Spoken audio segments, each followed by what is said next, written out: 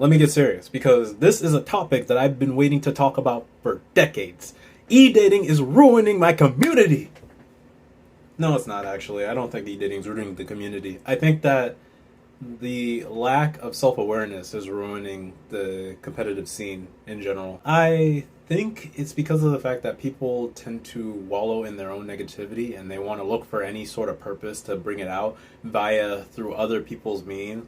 This player went 0 of 17. Is he a bot? Does he deserve rights? Or bottom frag, this, that, and the other. And it made me really think for like a second, like, is this really how people think nowadays? People immediately go from, this was a bad game, they're the problem, to this was a bad game and I need to like single out a minority in order to get people to like, in order to get people to be on my side.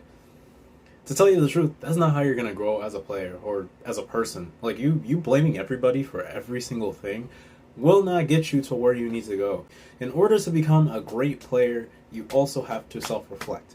That doesn't mean that, okay, everything is your fault. That just means that out of all the things that were bad, what can I take away from this that I need to improve on? I didn't improve in a matter of months due to me just like making everybody seem like it's their problem. No, I improved in a matter of months because of the fact that people are not my issue at all. Yeah, sure, you're gonna run into that couple that goes like, my slave to my master or whatever the hell. Can I even say that on YouTube? Can I even say that on YouTube?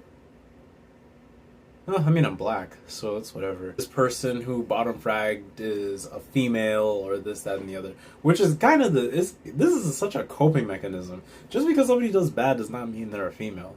In my theory specific ways, I believe that women are probably the best players strategically. The way that women's brains work in certain situations scare me. But yeah, either from that, like, people just coming up with ways to blame each other. Instead of just, you don't have to blame yourself, but you need to understand that if you lost, you didn't win.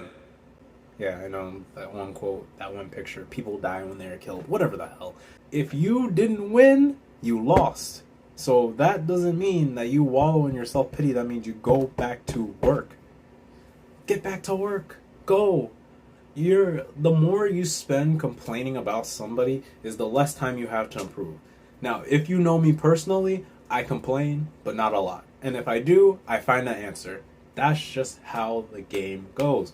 You have to know what you want to do in order to get to that place. And if you don't know how to get to that place, well, let me show you. 10 minutes.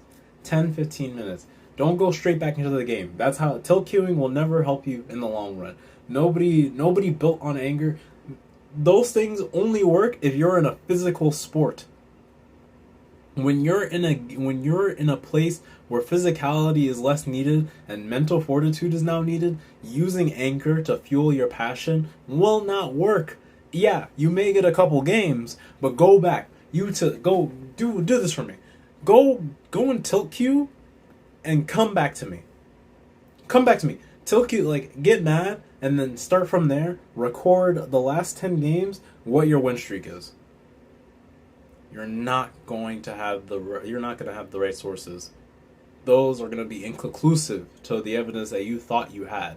You were like, oh, I win more games still queuing. In the first 10 games, if you don't have more than 6 games, I'm not even going to say more than 5 because it's 50-50. If you don't have more than 6 games won out of the 10, that means that's a terrible idea altogether. If you want to actually improve at a game, if you actually want to go higher in a game, you have to have more than the 50%. You can have 50% and be in the higher levels, but you have to have more than 50 to increase your odds of even being at that higher level. Can't be 49, can't be 40, can't be 45. It has to be 50, and it has to be 51% basically. You have to even it out, especially on the system that we're on.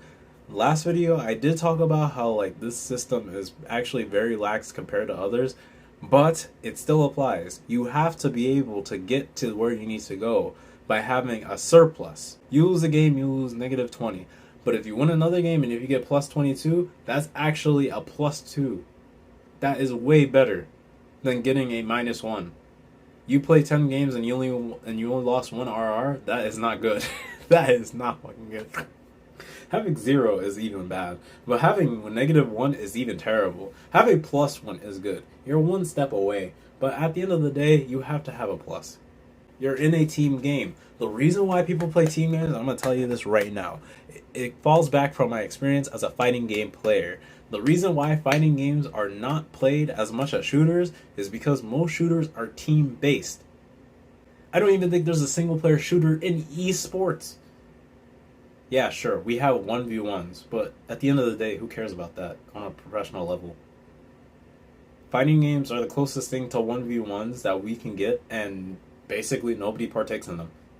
You have a thriving community, you have a huge community, but at the end of the day, sometimes those communities die before they're even created, and this is where falls back to shooters. Shooters are team based, so it leaves you with more options to complain about the other side, and that other side may not even be the enemy. It may just be the people that you play with. People want to complain about things such as e-couples, women, bottom frags, people who talk a lot, like, you know, they like to complain about a lot of things, but most of those things have answers.